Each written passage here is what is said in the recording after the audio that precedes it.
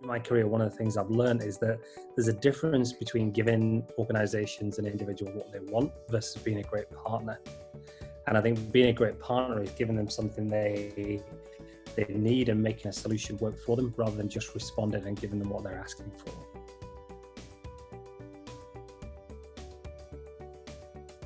I think where some organizations could benefit versus others is actually trying to focus in on what those critical talent pipelines need to be first and foremost, rather than trying to pipeline for their entire business, which is like trying to boil the ocean. And that would be my starting point: is start small but do something, because doing something is better than not starting to pipeline for talent at all. But start with the ones that are going to have the biggest impact on your business.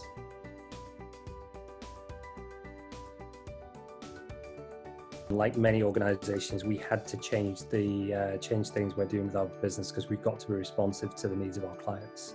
I think we were probably much better positioned than many to be able to do that, because we have a large remote workforce outside of the key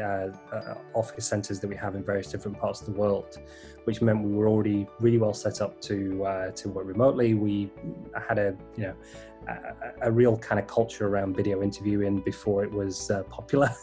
and the use of video for meetings and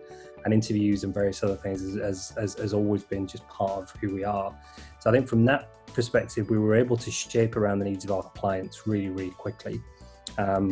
including scaling up and scaling down. And again, that remote workforce has always been a key part of how we've done that with our clients. So during COVID, it wasn't necessarily a shift, it was just a more acute shift than we're used to be able to meet the demands and needs of their business. But equally, it positions us really well as we start to come back, and we can start to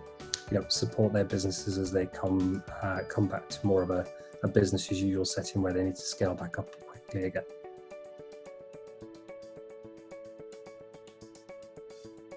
One of the things that when I talk to HR leaders, they're thinking about is really how can they be a true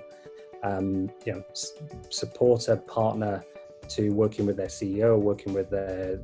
finance directors, their CFOs, to really build a way out of the current circumstances they find themselves in, and that's number one. I think the second thing then that we hear leaders talk about on a regular basis is the role of technology within their HR world,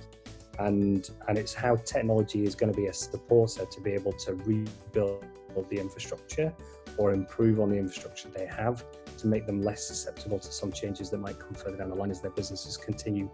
to probably need to be scalable to build through what are likely to be fluctuating times in the months and years ahead.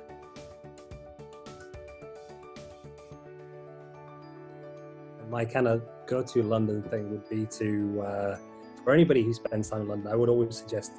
stay off the tube for a while. Actually try and walk around the city, because you realize things are much closer than you ever imagined,